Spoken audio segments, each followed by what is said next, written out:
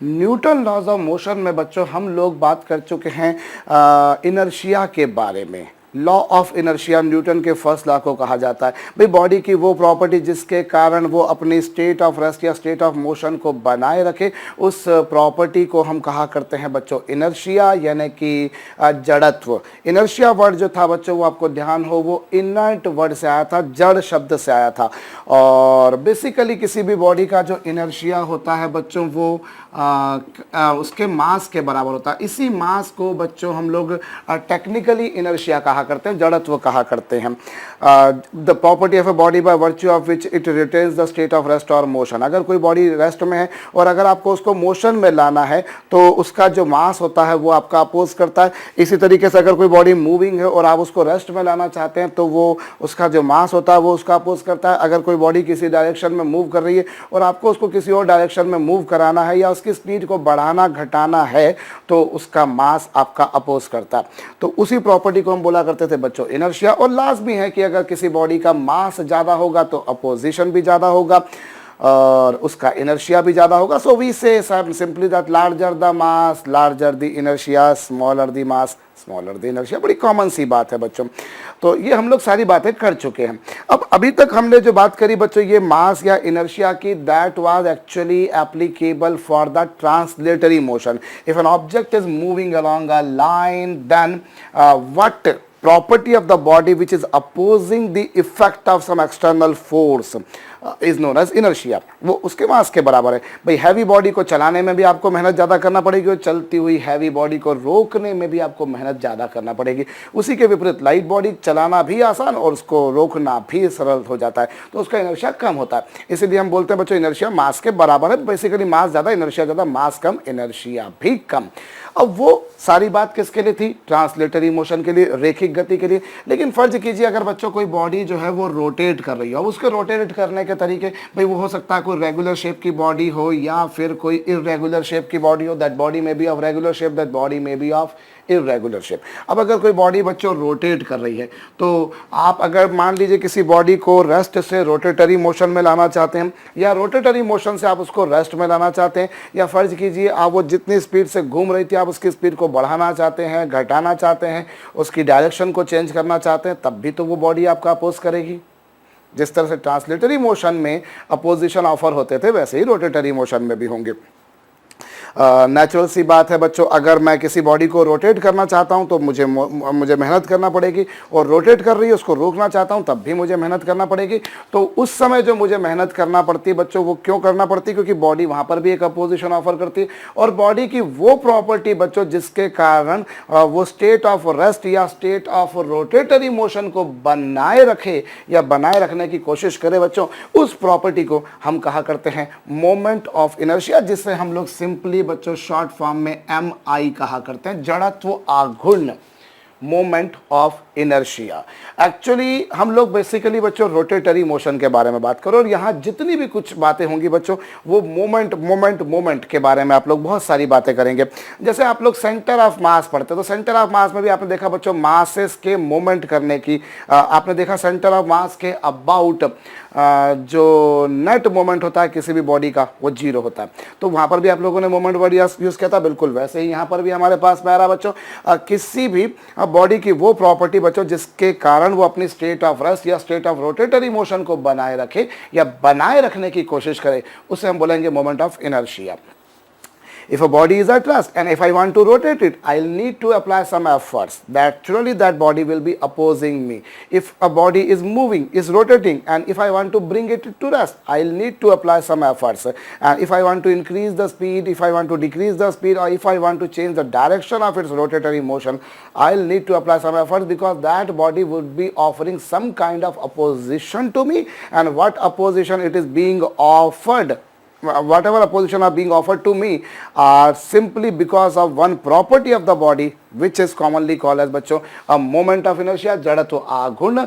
इसको बच्चों ये चूंकि ये रोटेटरी मोशन में यूज में आ रहा है भाई, एक इनर्शिया होता है सिंपली आपके पास जो ट्रांसलेटरी मोशन में, और चूंकि ये रोटेटरी मोशन के समय पर बॉडी का लगाया गया अपोजिशन है बच्चों, इसीलिए इससे बच्चों रोटेशनल इनर्शिया भी कहा जाता है। This is also known as और रोटेशनल इनर्शिया, जिसे हिंदी में कहते हैं बच्चों जड़त्व आघूर्ण, या फिर बोला करते हैं बच्चों घूर्णी आघूर्ण।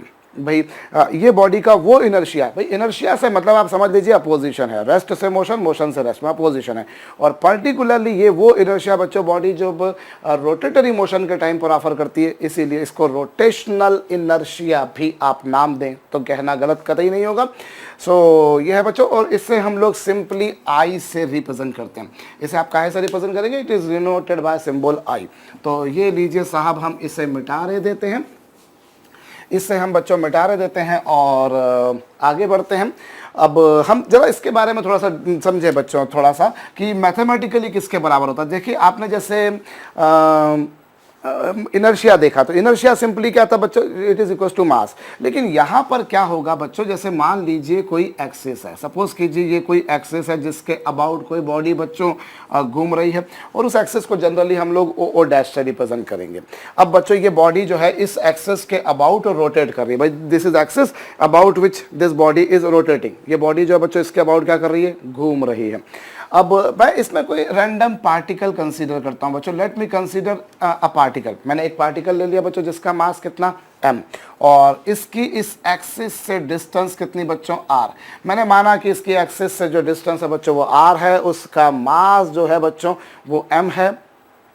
अब ये जो मोमेंट ऑफ इनर्शिया होगा बच्चों, मोमेंट ऑफ इनर्शिया जड़त्व आघूर्ण, moment of inertia of mass m, mass m जो है बच्चों, ये जो आपने मास m लिया है, इस मास m का about axis O dash, about axis O dash, जो मोमेंट ऑफ इनर्शिया होगा बच्चों that would be m into R square. ये जो होगा बच्चों ये किसके बराबर होगा? m into R square. m उसका मास है बच्चों और r उसकी डिस्टेंस है। जहां इनर्शिया बच्चों सिर्फ और सिर्फ बॉडी के मास पर डिपेंड करता है, भाई इसका इनर्शिया ज्यादा होगा, इसका इनर्शिया कम होगा, इसका मास ज्यादा, इसका मास कम है। लेकिन बच्चों जो मोमेंट ऑफ इनर्शिया होता है, जो रोटेशनल इनर्शिया होता है, that is not solely dependent upon the mass only, that is actually also dependent upon the distance. आप देखिए ये अभी एक्सिस यहाँ पर थी बच्चों, जैसे मैं एक एग्जांपल के तौर पे लेता हूँ, ये मैंने कोई बॉडी ली, अब इसमें मैंने कोई पार्टिकल लिया। अब बच्चों मैं ये वाली एक्सिस लूंगा, अगर मान लीजिए if body is rotating about this axis then this distance has to be taken, and suppose if body is rotating about this axis, अगर वो इस एक्सिस के अबाउट रोटेट कर रही है, सो बच्चों you will take this distance. If body is rotating about this distance, about this axis, suppose कीजिए this axis is b dash, then this distance has to be taken.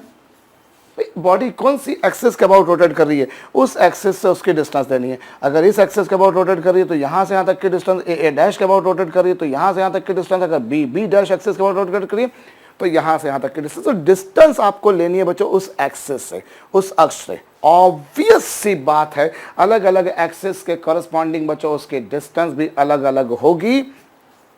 So moment of inertia भी बच्चों different होगा। तो यहाँ पर m जो है बच्चों that is the mass of the particle, और r जो है बच्चों उस पार्टिकल की उस एक्सिस से, अक्ष से दूरी है। ये मेरे ख्याल से आपको समझ में आया होगा। तो m क्या है बच्चों? उस पार्टिकल का मास, और r क्या उसकी एक्सिस से डिस्टेंस। तो मोमेंट ऑफ इनर्शिया बच्चों केवल और केवल बॉडी के मास पर डिपेंड नहीं करता। जहां इनर्शिया सिर्फ और सिर्फ बॉडी के मास पर डिपेंड करता है, ये बच्चों इस बात पर भी डिपेंड करता है कि डिस्टेंस कितनी है। ऑब्वियस सी बात है बच्चों, डिस्टेंस ज़्यादा होगी तो r ज़्यादा होगा, r ज़्यादा होगा तो r स्क्वायर ज़्यादा होगा, और r स्क्वायर ज़्यादा होगा बच्चों तो मोमेंट ऑफ इनर्शिया भी ज़्यादा होगा। सो मोमेंट ऑफ इनर्शिया बच्चों केवल मास पर नहीं बल्कि डिस्टेंस पर भी डिपेंड करेगा। ये हो गई बच्चों एक बात। अब हम थोड़ा सा आगे बढ़ें, और इसकी यूनिट क्या होगी बच्चों? नेचुरल सी बात है, इसकी जो यूनिट होगी वो होगी kilogram metre square. Kilogram metre square होगी। अभी तो बच्चों जैसे मैंने एक कोई रैंडम पार्टिकल लिया था, इस पार्टिकल का मैंने मास लिया, उस पार्टिकल की मैंने डिस्टेंस ली, उस पार्टिकल का मास इंटू डिस्टेंस का स्क्वायर, दिस इज इनर्शिया। हम अगर mi को डिफाइन करना चाहें mathematically, then I would say this is the product of mass and the square of the distance. product of mass and the square of the distance, and this distance has to be taken from the axis about which body is rotating. जिस axis के about body rotate करिए, for example if body is rotating about axis O dash, then distance of this particle has to be taken from axis O dash. If body is rotating about axis BB dash, then distance has to be taken from axis BB dash. चलिए अब हम लोग थोड़ा सा इसमें आगे बढ़ते हैं बच्चों. if there are number of particles, suppose कीजिए साहब ये कोई एक्सिस है O डैश, ध्यान दीजिए ये कोई एक्सिस है बच्चों O डैश, यहाँ पर कोई पार्टिकल है बच्चों, late me suppose its mass is m1, ये है कोई पार्टिकल बच्चों इसका मास है m2, ये कोई पार्टिकल है बच्चों जिसका मास है m3, ये कोई पार्टिकल है बच्चों जिसका मास है m4, और ये कोई पार्टिकल है इसी तरह से बच्चों जिसका मास है mn. अब सपोज कीजिए कि ये जो है बच्चों इससे r1 दूरी पर है, ये जो है साहब बच्चों ये इससे r2 दूरी पर है, ये जो है बच्चों उससे r3 दूरी पर है. This is at distance r4 and likewise this distance is rn. इस तरह से. सो बच्चों अगर मैं इन सभी के मोमेंट ऑफ इनर्शिया के बारे में बात करूं तो मोमेंट ऑफ इनर्शिया हमको निकालना है बच्चों इन सभी मासेस का. सो अगर हम पहली वाली बॉडी का मोमेंट ऑफ इनर्शिया देखें या कुल मिलाकर हम नेट मोमेंट ऑफ इनर्शिया देखें बच्चों, नेट मोमेंट ऑफ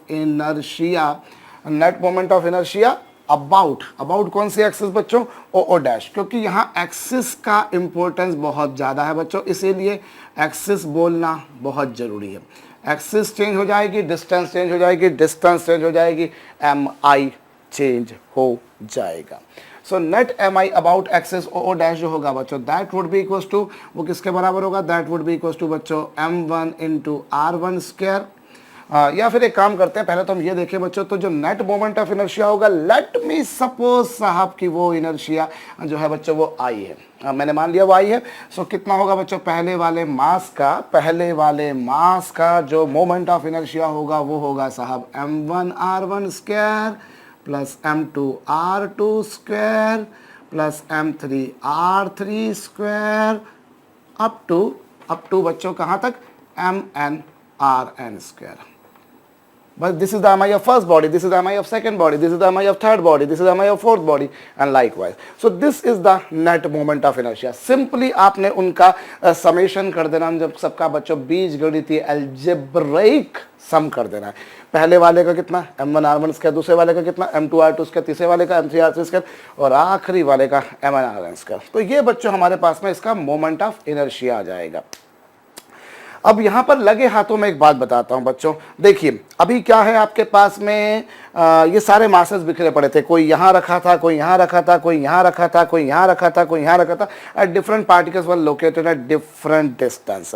अब फर्ज कीजिए कि अगर इन सभी पार्टिकल्स को बच्चों ये जो बिखरे पड़े हैं, यदि मैं इन सभी पार्टिकल्स को इकट्ठा करके किसी एक जगह रख दूँ, rather of scattering them I just keep all of these particles at single point. मैंने सपोज कीजिए कि अगर मैं इन सबको बच्चों एक साथ में इकट्ठा कर दूं, जितना मास था सबको मैंने समेटा और एक जगह पे ले जाके रख दिया, और मान लीजिए कि मैं कुछ ऐसी डिस्टेंस पे ले जाके रख रहा हूँ जिसको मैं k से रिप्रेजेंट कर देता हूँ, तो इस केस में मोमेंट ऑफ इनर्शिया कितना आएगा बच्चों, इस केस में जो मोमेंट ऑफ इनर्शिया आएगा भाई, अगर इन सबको मैंने इकट्ठा करके एक जगह पे ले जाके रख दिया तो जो नेट मोमेंट ऑफ इनर्शिया आएगा बच्चों वो ऑब्वियसली कितना आएगा, वो m1 plus m2 plus m3 up to कितना बच्चों, टोटल मास कितना हो गया पूरे सिस्टम का मास हो गया इतना. तो जो नेट मोमेंट ऑफ इनर्शिया आएगा बच्चों वो इतना आएगा, m1 plus m2 plus m3 up to mn into k square. ये नेट मोमेंट ऑफ इनर्शिया आ जाएगा. और शर्त ये है बच्चों कि अब हम क्या कर रहे हैं, ये जो मासेस सारे बिखरे पड़े थे, मैं इन सारे मासेस को इकट्ठा करके एक जगह ले जाकर रखता हूं और कुछ ऐसी जगह पे ले जाके रखता हूं बच्चों की मोमेंट ऑफ इनर्शिया जितना उन सबको बिखेरने पर आ रहा था उतना ही बाद में आए. मतलब बाद वाला मोमेंट ऑफ इनर्शिया पहले वाले मोमेंट ऑफ इनर्शिया के बराबर आ जाए. भाई मैं क्या कर रहा हूं, इन सारे मासेस को मैं अगर बिखेरने की बजाय, इन सारे मासेस को बच्चों में बिखेरने की बजाय एक जगह पे ले जाके रख दो. भाई अगर जब वो बिखरे पड़े थे, if they were scattered in that condition moment of inertia was this much.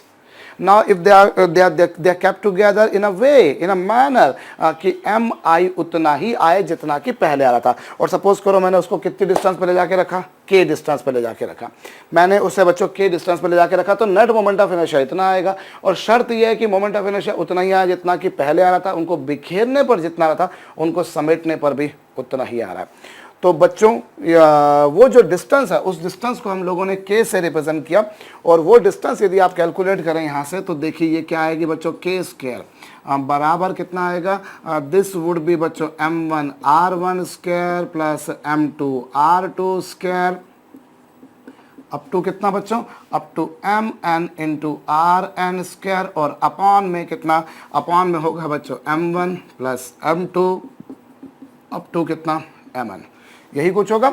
और इसका अगर बच्चों मैं स्क्वायर रूट ले लूँ, इसका यदि मैं स्क्वायर रूट ले लूँ तो ये जो आएगा बच्चों that you would see is equal to under the root of m1 r1 square plus m2 r2 square up to बच्चों कितना, up to mn into rn square, और अपॉन में कितना आएगा, अपॉन में आएगा बच्चों m1 plus m2 up to mn, यही कुछ आएगा। और ये जो डिस्टेंस आई बच्चों हमारे पास में कुछ ऐसी आ गई। इसी डिस्टेंस को लिखने का एक तरीका ये भी है ना कि हम लोग रूट ले रहे हैं और न्यूमरेटर में बच्चों हम लोग समेशन कर रहे हैं किसका, MI स्क्वायर का। भाई आपने जो मास दिया उसी की डिस्टेंस ली, भाई फर्स्ट मास फर्स्ट की डिस्टेंस, सेकंड मास सेकंड की डिस्टेंस, थर्ड मास थर्ड की डिस्टेंस, फोर्थ मास फोर्थ की डिस्टेंस, और डिनोमिनेटर में बच्चों आपने सभी मासेस का सम कर दिया, डिनोमिनेटर में आपने सभी मासेस का सम कर दिया। तो ये जो आपके पास में आ गया बच्चों के, इस डिस्टेंस को हम कहा करते हैं बच्चों रेडियस ऑफ जायरेशन। इस डिस्टेंस को हम लोग रेडियस ऑफ जायरेशन कहते हैं बच्चों, जिसको हम जनरली के से रिप्रेजेंट करा करते हैं। कुछ लोग हालांकि इसको के की जगह बच्चों कैपिटल आर से भी रिप्रेजेंट करते हैं। रेडियस ऑफ जायरेशन जिसे हिंदी में कहा जाता है बच्चों घूर्णी त्रिज्या। कौन सी त्रिज्या, घूर्णी त्रिज्या।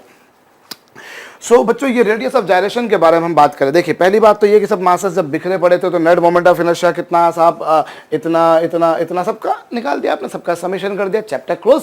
अब मैं इन सारे मासेस को इकट्ठा कर लूं। Now if I accumulate all of these masses and keep them at a single point so that moment of inertia उतना ही आया जितना कि पहले आ रहा था, तो वो जो डिस्टेंस जिस पर आप रखेंगे बच्चों उस डिस्टेंस को आप बोलेंगे radius of gyration. Radius of gyration या फिर उसे मीन रेडियस ऑफ रोटेशन भी कहा जाता है। कुछ लोग उसे मीन रेडियस ऑफ रोटेशन भी कहते हैं, कुछ लोग मीन रेडियस भी बोलते हैं, कुछ लोग उसे आरएमएस डिस्टेंस ऑफ रोटेशन भी बोलते हैं। मैं आपको यहाँ पर बता देता हूँ, सम पीपल यूज टू से, कुछ लोग इसको मीन रेडियस भी कहते हैं, mean radius of rotation, mean radius of rotation बोल लीजिए, या फिर इससे बच्चों आरएमएस रेडियस ऑफ रोटेशन बोल दीजिए, आरएमएस रेडियस ऑफ रोटेशन। ये आरएमएस वर्ड क्या है बच्चों, इसका फुल फॉर्म मैं आपको बता देता हूं। आर का मतलब होता है बच्चों रूट, एम का मतलब बच्चों मीन, और एस का मतलब होता है स्क्वायर। अब यहां एक्चुअली क्या देखो आपने स्क्वायर किया है, आप देखो सबका आपने स्क्वायर किया है, स्क्वायर कर दिया, उसके बाद आपने सबको ऐड करके टोटल मास से डिवाइड कर दिया। आपने सबका स्क्वायर किया, टोटल मास से डिवाइड किया, तो वो हो गया मीन। भाई आपने सबसे पहले स्क्वायर किया, फिर आपने सबको ऐड किया और उनकी टोटल मास से डिवाइड कर दिया, तो वो हो गया मीन, और फिर आपने रूट निकाला। तो उल्टा चल रहे हैं हम लोग, और आरएमएस स्क्वायर मीन रूट ऐसा होता है। हिंदी में इसे बोला करते हैं बच्चों वर्ग माध्य मूल। वर्ग माध्य मूल अर्थात पहले आप वर्ग कर रहे हैं, फिर आप सबको जोड़कर उनसे डिवाइड कर रहे हैं, मतलब आप माध्य निकाल रहे हैं, और फिर आप मूल निकाल रहे हैं। तो हिंदी में तो सीधा होता है बच्चों वर्ग माध्य मूल त्रिज्या भी कहते हैं इसे, माध्य त्रिज्या भी कहते हैं इसे। भाई मीन का मतलब माध्य होगा और आरएमएस का मतलब वर्ग माध्य मूल होगा। तो हिंदी में तो बकायदा सीधा ही चला जाता है, वर्ग किया फिर माध्य निकाला फिर मूल निकाला। लेकिन आंग्ल भाषा में, अंग्रेजी भाषा में तो बच्चों पहले हम स्क्वायर करते हैं, फिर मीन निकालते हैं और फिर रूट निकालते हैं। तो ये आरएमएस रेडियस भी कही जाती है, मीन रेडियस भी कही जाती है। And what is meant by this particular thing, bachcho? If all the masses are kept together so that moment of inertia does remain same, whatever when masses were scattered, that distance we call as radius of gyration, which is given by this formula or this formula, which does mean that पहले बिखेरने पर जितना moment of inertia था, उनको समेटने पर भी moment of inertia उसी के बराबर है। तो ये है बच्चों, इस पर हम लोग कुछ हल्के फुल्के सिंपल से सम्स कर लेते हैं, थोड़ा सा फंडा हमारा क्लियर हो जाएगा। चलिए साहब, हम लोग यहाँ पर बच्चों एक स्क्वायर ले लेते हैं। चलिए, एक स्क्वायर ले लिया मैंने बच्चों। एक स्क्वायर है जिसकी साइड लेंथ है बच्चों a. This is a square whose side length is a, जिसके चारों वर्टाइसेस पे बच्चों छोटे छोटे प्यारे प्यारे नन्हे और मुन्ने चार पार्टिकल्स रखे हैं बच्चों। ये चार पार्टिकल्स रखे, ये लीजिए साहब। There are 4 particles, each of mass m are kept over the vertices of an equilateral of a square. Calculate mi and radius of gyration about any diagonal. Calculate mi and radius of gyration about a diagonal। बच्चों मेरी एक अच्छी सलाह आपको ये रहेगी बच्चों कि आप वीडियो को पॉज करके खुद से करें। अब देखिए बच्चों, कोई भी एक डायगोनल, ऑब्वियस सी बात है, इसमें कितने डायगोनल होंगे बच्चों? इसमें 2 डायगोनल्स होंगे। भाई हम समझ सकते हैं, अपोजिट वर्टाइसेस को ज्वाइन कर देने वाले को आप डायगोनल कहते हैं। तो ये लीजिए साहब, ये आपके पास में स्क्वायर था। अब मैंने क्या करा बच्चों, ये रहा डायगोनल, ये रहा डायगोनल। अब हम एक काम करें बच्चों, इनके मासेस को नाम दे देते हैं 1, 2, 3 और 4। भाई let me suppose this mass is equal to, this mass is 1, this mass 2 is 2, this is 3 and this is 4। अब बच्चों ये वाली जो डिस्टेंस होगी, that distance you must be knowing, this distance is equal to a over root 2 and naturally this distance is also a over root 2। भाई ये जो distance है, ये भी a by root 2 है, ये भी a by root 2 है ये a by root 2 और ये भी a by root 2। तो बच्चों हम अगर पहले वाले का मोमेंट ऑफ इनर्शिया निकालें तो वो होगा बच्चों मास इनटू उसकी a by root 2 का स्क्वायर। ये होगा भाई पहले वाले का मास और उसकी डिस्टेंस का स्क्वायर, ये हो गया। फिर बच्चों दूसरा वाला जो मास है, दूसरे वाला मास m है बाई चांस, और चूंकि वो एक्सिस पे ही रखा है बच्चों, इसीलिए उसकी एक्सिस से डिस्टेंस 0 होगी। आपको जो m r स्क्वायर लिखना होता है बच्चों, m इंटू आर स्क्वायर में क्या होता है, r उस पार्टिकल की एक्सिस से डिस्टेंस होती है। सो पहला पार्टिकल बच्चों इस एक्सिस से a by root 2 डिस्टेंस पर था, and second particle by chance is kept over the same axis, so it's distance from the axis would be 0। ये हो जाएगा बच्चों। और तीसरा पार्टिकल जो होगा, this is again at distance a by root 2, तो इसका भी बच्चों m और ये a by root 2 का स्क्वायर। और चौथा जो पार्टिकल है बच्चों, वो आप जरा गौर कीजिए, that is kept at the axis itself. Here you see that from the diagram that fourth mass is kept at the axis itself. So the moment of inertia is equals to I1 plus I2 plus I3 plus I4। भाई मैंने पहले particle का मैं निकाला, दूसरे का निकाला, तीसरे का निकाला और चौथे का निकाला।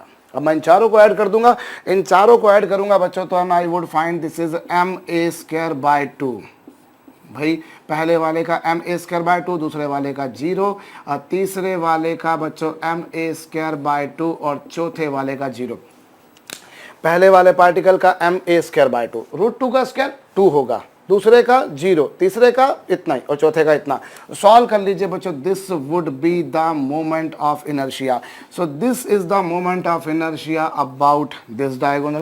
भाई मैंने इस डायगोनल के अबाउट निकाला, आपकी मर्जी आए आप इसके अबाउट निकाल लीजिए, आप वेरीफाई करके देखिए आंसर सेम आएगा, क्योंकि सिमेट्रिक है भैया। जैसे चारों मासेस सेम और चारों साइड की लेंथ भी सेम है, तो ऑब्वियस सी बात है सबके सेम अबाउट सेम आएगा। सो ये तो हो गया बच्चों मोमेंट ऑफ इनर्शिया। अब मेरे को बात करनी है बच्चों रेडियस ऑफ जायरेशन के बारे में। तो to determine the radius of gyration I simply need to do one thing, that I will keep all these masses together so that moment of inertia doesn't change what it was earlier, it would remain same when all these masses are kept together. So the mass would be m plus m plus m plus m into k square would be बच्चों किसके बराबर m into a square. Now you solve this, you will be finding this is k square equals to a square by 4. Solving this would give me बच्चों k equals to a by 2. So ये मेरे पास में k की value आई बच्चों. k की value कितनी आ गई? a by 2. m plus m plus m plus m. तो k की वैल्यू a बाय 2 आई. रेडियस ऑफ जायरेशन आप चाहे तो ये फॉर्मूला लगाइए, m1 r1 square plus m2 r2 square plus m3 r square. या तो फॉर्मूला लगाइए या इधर खोपड़ी लगाने का बाबा. क्या करने का? आगे मोमेंट ऑफ इनर्शिया जितना पहले था उतना ही बाद में आ रहा है. सिंपल. आगे बढ़ते हैं भैया. एक और प्रश्न मैं आपको देता हूं, एक सरल सा प्रश्न. मैं कठिन प्रश्नों को देने का आदी भी नहीं हूं भैया. बिल्कुल आसान से प्रश्नों से फंडे बनाए जा सकते हैं, तो पहले उनसे बनाए ना. तो चलिए साहब, this is an equilateral triangle. Now you have an equilateral triangle बच्चों. At all 3 vertices you people have kept equal masses m masses रखे.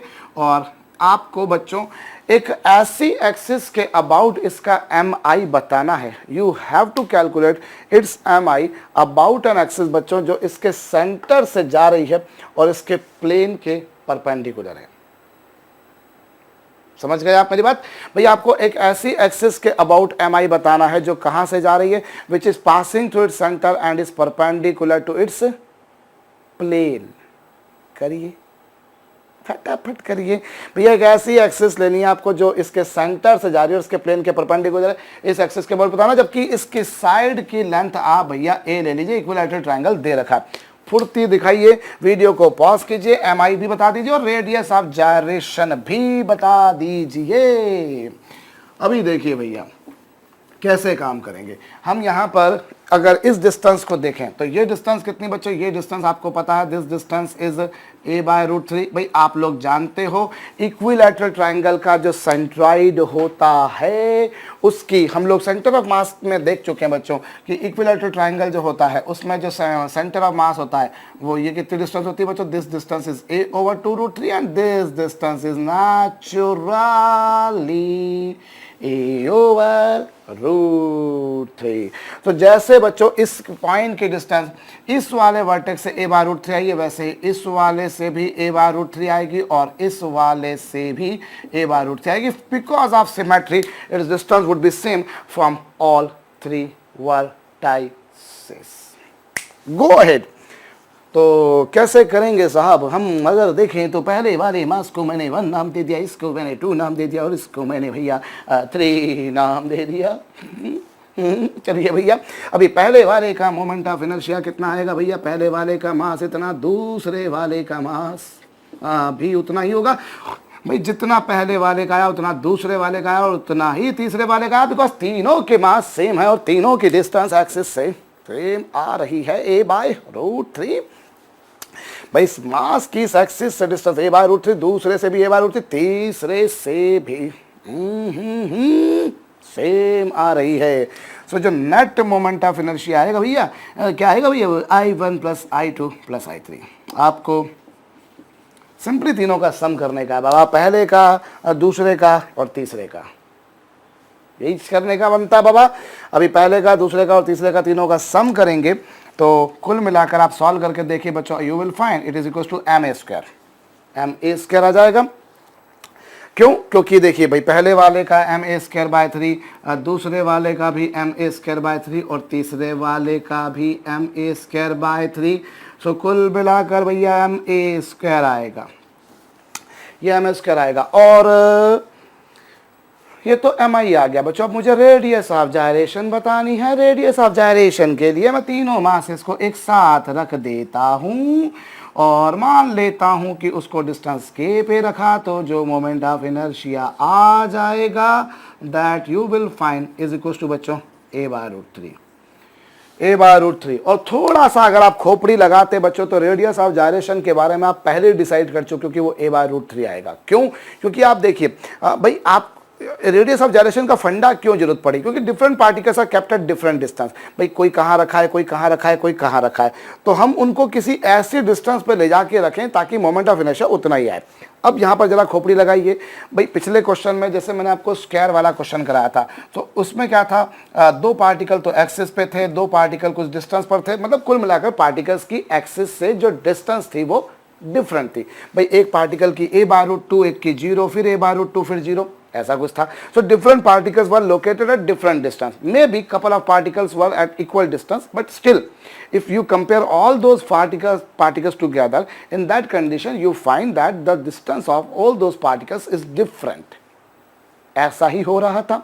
But here from the diagram it is certainly show that first particle is at distance a by root 3, second particle is distance a by root 3, third particle is distance a by root 3. So here the distance of every particle from the axis is absolutely same. So if I am going to keep them together to keep the moment of inertia unchanged, naturally the distance would also remain unchanged, because if any of these three particles is kept at different distance, then mean distance or root mean square distance, root mean square radius would definitely get changed. But here the fortunately all the particles are kept at same distance, and if they are kept at same distance, the radius of gyration would remain the same distance whatever at the masses are kept. So हम direct भी बोल सकते थे ए बार root 3. थोड़ा सा logic लगाने की बात है बच्चों. इस तरह की बातें आगे चल के आप लोगों को भी मोमेंट ऑफ इनर्शिया में और भी करने को मिलेंगी. तो ज़्यादा इसमें कोई कॉम्प्लिकेटेड बात नहीं होती बच्चों. पार्टिकल्स आपको दे रखे हैं, सबके मास सबके डिस्टेंस का स्क्वायर कर दीजिए, सबको ऐड कर दीजिए, मोमेंट ऑफ इनर्शिया आ जाएगा. और टोटल मोमेंट ऑफ इनर्शिया को बच्चों सारे मास को इकट्ठा करके इस हिसाब से आप रेडियस ऑफ जायरेशन निकाल लेंगे. तो मैं नहीं समझता कि मुझे इस पर बहुत कुछ ज़्यादा आपको बताने लायक है. या एक क्वेश्चन और कर लेते हैं. चलिए हम लोग यहाँ पर एक स्क्वायर ही ले लेते हैं, वही ले लेते हैं. चलिए ये एक स्क्वायर है बच्चों, ये मास m है, दूसरा भी मास m है, तीसरा भी मास m है और चौथा भी मास m है. एंड स्क्वायर है बच्चों, स्क्वायर की साइड लेंथ a है और इस किसी एक्सिस के अबाउट आपको mi बताना है. जबकि ये गिवन है बच्चों कि ये जो डिस्टेंस है this is a by 4. You need to calculate mi about this axis बच्चों. इसकी ये डिस्टेंस कितनी है a by 4. कर लो, प्रैक्टिस हो जाएगी थोड़ी सी, और कुछ नहीं. पॉज करके करना. लेकिन क्या करेंगे भैया, पहला पार्टिकल, दूसरा पार्टिकल, तीसरा पार्टिकल और चौथा पार्टिकल. अब भैया पहले पार्टिकल की अगर बारे में बात करी जाए तो पहला पार्टिकल जो है बच्चों उसका mi कितना होगा, उसका मास इतना, और ये जो डिस्टेंस होगी बच्चों ऑब्वियस सी बात है, बचकानी बात है, this distance would be 3a by 4. और अभी टोटल डिस्टेंस a है, उसमें से a by 4 जाएगा तो भाई 3a by 4 आ जाएगा. तो ये डिस्टेंस बच्चों 3a by 4 आ गई. ये पहले का आ गया बच्चों. और बाई चांस जितना पहले का आया उतना ही दूसरे का आया. क्यों दूसरे का उतना ही आया? क्योंकि मास उसका उतना ही है जितना पहले का था, और दूसरा उसकी एक्सिस से डिस्टेंस भी उतनी है जितनी पहले के थे. पहले की कितनी थी 3a by 4, तो दूसरे की भी 3a by 4 आएगी.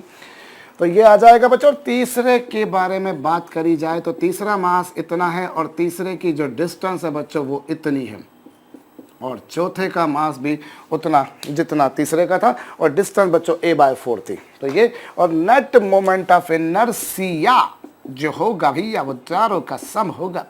चारों का सम करेंगे भैया क्या. तो भैया एक छोटा वाला सम करने का अपने को था, यहाँ पे अपन कर लेते हैं. तो पहले वाले का आ जाएगा 9m a स्क्वायर by 4. अब इस 3 का स्क्वायर 9 होता है, 4 का स्क्वायर 16 होता है, होता है. तो भैया 9m a स्क्वायर by 16 आएगा. अब भाई मेरे में अलग अलग किस्म की आत्माएं आती रहती हैं. कहीं इधर आसपास कुछ हीरो हीरोइन के फोटो वोटो लगे होंगे शायद से, तो वो मुझ में आत्माएं गिराते रहते हैं. कभी कुछ आता है, कभी कुछ आता है. और कुछ लोग इसको देखकर शायद बोर होते हों, पर कुछ लोग शायद सोचते हो कि चलो ठीक है यार टाइम पास हो रहा है. तो भैया ये देख लीजिए, अपना अपना परसेप्शन है. जिसको मज़ा आए वो मज़ा लो, जिसको नहीं आए वो मत लो. मैं इससे ज़्यादा तो कुछ नहीं कह सकता भाई. हाथ जोड़कर पाँव पढ़कर तो मैं नहीं किसी को बोल सकता कि पढ़ने बैठिए. It is your opinion whether you want to study or not. But मैं मेरी बकवास करता रहूँगा. अभी भैया ये यहाँ पर तीसरे वाले का देखें तो ये होगा m a स्क्वायर by 16, और चौथे वाले का बच्चों कितना m a स्क्वायर by 16. तो ये लीजिए साहब. और क्या होता है, लेक्चर की ड्यूरेशन इतनी बढ़ जाती है कई बार कि सुबह से लेकर रात तक काम ही काम, काम ही काम. तो कहीं ना कहीं तो मनोरंजन चाहिए भैया. तो मैं अपना आपका मनोरंजन कर लेता हूँ. कुछ लोग टेलीविज़न देखकर करते हैं, कंप्यूटर पे करते हैं, गेम खेल के करते हैं, मोबाइल पर गेम खेलते हैं या और तमाम तरह की गेमिंग टूल्स आते हैं, बट मेरे पास में बच्चों एक भी गेम नहीं है। आपके साथ में ही गेम खेल सकता हूँ, जो भी खेल सकता हूँ। सो इसीलिए मुझे इसी में ही मज़ा आता है। 9 9 18 प्लस 1 1 20 20 ma² बाय 16।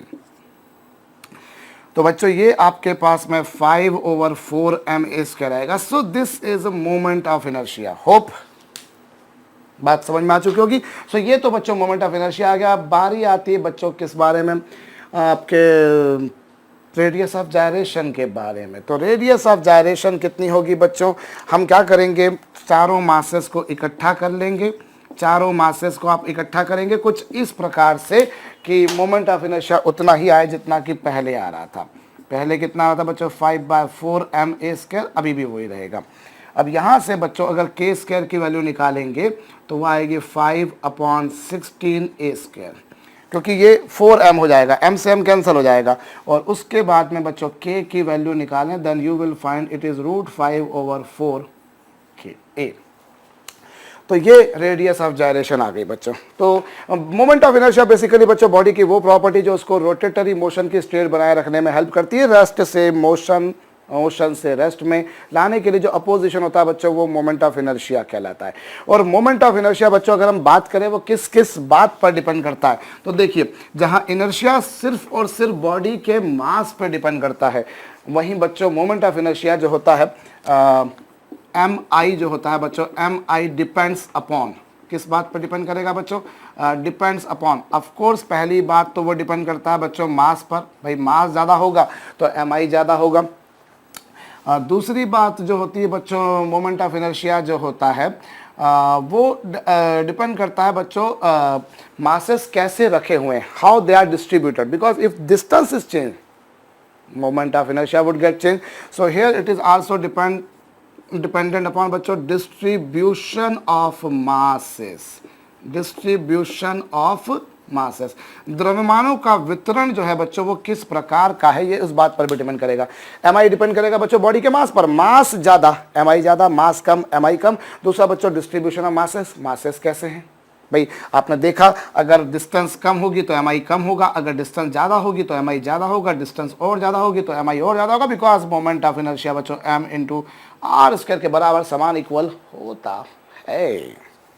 तो ये डिस्ट्रीब्यूशन ऑफ मास पर भी डिपेंड करता है बच्चों। और तीसरी बात ये इस बात पर भी डिपेंड करेगा बच्चों कि बॉडी किस एक्सिस के अबाउट रोटेट करिए, depends upon the axis of rotation, it depends upon the axis of rotation, because बच्चों एक्सिस चेंज कर दोगे तो डिस्टेंस चेंज हो जाएगी, और डिस्टेंस चेंज हो जाएगी तो mi चेंज हो जाएगा। सो मोमेंट ऑफ इनर्शिया ये 3 फैक्टर्स पर होती है। अगर डिस्टेंस कम रहेगी तो mi कम रहेगा बच्चों, डिस्टेंस ज़्यादा रहेगी तो mi ज़्यादा रहेगा। ये सबसे खास इंपॉर्टेंट प्रॉपर्टी बच्चों। जैसे अगर आप देखिए आपकी गाड़ी में जो पहिए होते हैं, जो टायर, जो व्हील्स होते हैं बच्चों, आप उन व्हील्स में कभी भी देखिए, आप भले कार का व्हील बात करें, आप साइकिल के व्हील के बारे में बात करें, आप 2 व्हीलर के किसी व्हील के बारे में बात करें, आप हमेशा एक बात पाएंगे बच्चों, ये गाड़ी के पहिए की रिम होती है, ये गाड़ी के पहिए की रिम है, और जो मास होता है बच्चों वो यहाँ पर होता है, मास यहाँ पर होता है। ये देखिए मास जो होता है बच्चों उसकी सरकमफेरेंस पे पड़ा रहता है। कोई भी आप टायर, कोई भी व्हील उठाइए, मास जो होता है बच्चों उसकी कहाँ पर होता है, उसकी बाउंड्री पर होता है। क्यों? क्योंकि अब ये जो पहिया है बच्चों, this is rotating about this axis, ये इस एक्सेस के अबाउट रोटेट कर रहा है, इस एक्सेस के अबाउट उसने रोटेट करना है भैया। तो अब नेचुरल सी बात है बच्चों, अगर डिस्टेंस ज़्यादा होगी तो mi ज़्यादा होगा, और अगर मैं वही व्हील लेता बच्चों, वही व्हील लेता और मास कहीं यहाँ रख देता, मास कहीं यहाँ रख देता तो डिस्टेंस कम आती, और डिस्टेंस कम आने से क्या होता बच्चों, मास डिस्टेंस कम आने से mi भी कम होता, बिकॉज mi आप देख रहे हैं बच्चों मास ही पर डिपेंड नहीं कर रहा है, वो डिस्टेंस पर भी डिपेंड कर रहा है। तो अगर डिस्टेंस कम तो mi कम, डिस्टेंस ज़्यादा तो mi ज़्यादा, तो इस केस में mi कम रहेगा। अब क्या होगा, इस केस में mi कम है भाई, यहाँ पर लेसर mi है, यहाँ पर लेस mi है, जबकि यहाँ जो mi है बच्चों वो लार्ज है, ज़्यादा बड़ा है। अब क्या होगा, इसीलिए बच्चों अगर मैं मान लीजिए इसको अगर मैं रेस्ट में लाना चाहूँ तो ये रेस्ट में एकदम से नहीं आएगा। मान लीजिए चलती हुई साइकिल है और मैंने अचानक से ब्रेक लगाई या मैंने पैडलिंग करना छोड़ दी तो ये एकदम से नहीं रुकेगा, क्योंकि इसको रोटेशन से रेस्ट में आने में टाइम लगेगा, जबकि ये जल्दी से आ जाएगा। माना मैंने इसको, रेस्ट से मोशन देने में भी मुझे ज़्यादा पैडलिंग करना पड़ेगी।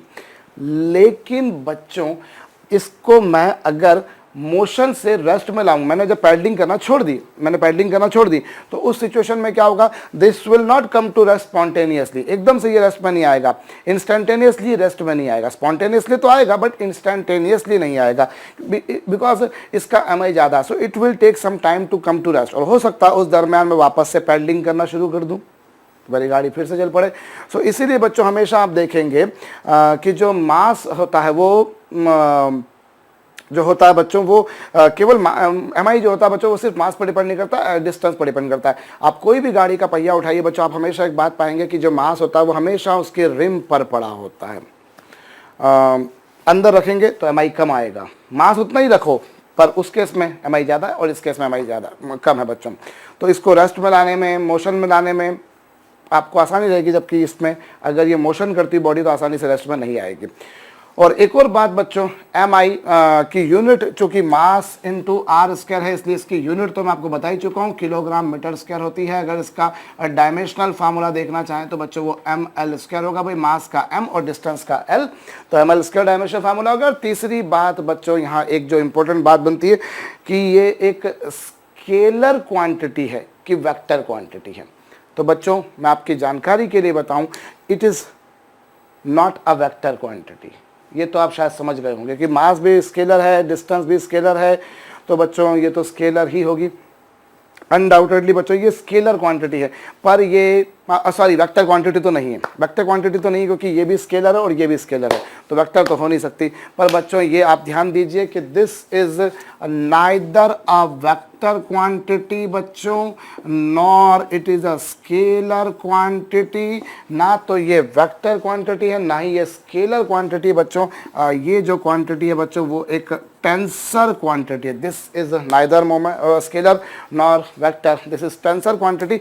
इसीलिए बच्चों इस मोमेंट ऑफ इनर्शिया को कुछ लोग इनर्शिया टेंसर भी कहा करते हैं। This is also known as inertia tensor. Inertia tensor का आपको काफ़ी कुछ अलजेब्रा भी शायद पढ़ने को मिल जाए भविष्य में। तो ये बच्चों स्केलर नहीं है, ये वेक्टर नहीं है, ये एक टेंसर क्वांटिटी है। सच हम लोग हमारे लेवल पर जितनी भी एग्ज़ाम्स फेस करते हैं बच्चों, उनमें हम लोग स्केलर अलजेब्रा लगाकर ही एमआई को कैलकुलेट करते हैं। तो अभी जो हम लोगों ने बच्चों एमआई की डेफिनेशन देखी, इस पर हमने कुछ एक मासेस देखे कि 3 4 5 मास बिखरे पड़े हैं और हमारा एमआई हमने कैलकुलेट कर लिया। लेकिन अब हम बच्चों जैसे हम लोगों ने सीएम में बात करी थी, सेंटर ऑफ मास में, कि पार्टिकल्स के पहले आपने सेंटर ऑफ मास निकाले, फिर आपने कॉन्टिन्यूस डिस्ट्रीब्यूशन ऑफ मास देखा था। तो वैसे ही अब हम लोग बच्चों यहाँ पर भी कॉन्टिन्यूस डिस्ट्रीब्यूशन ऑफ मासेस के सिस्टम के मोमेंट ऑफ इनर्शिया के बारे में बात करेंगे।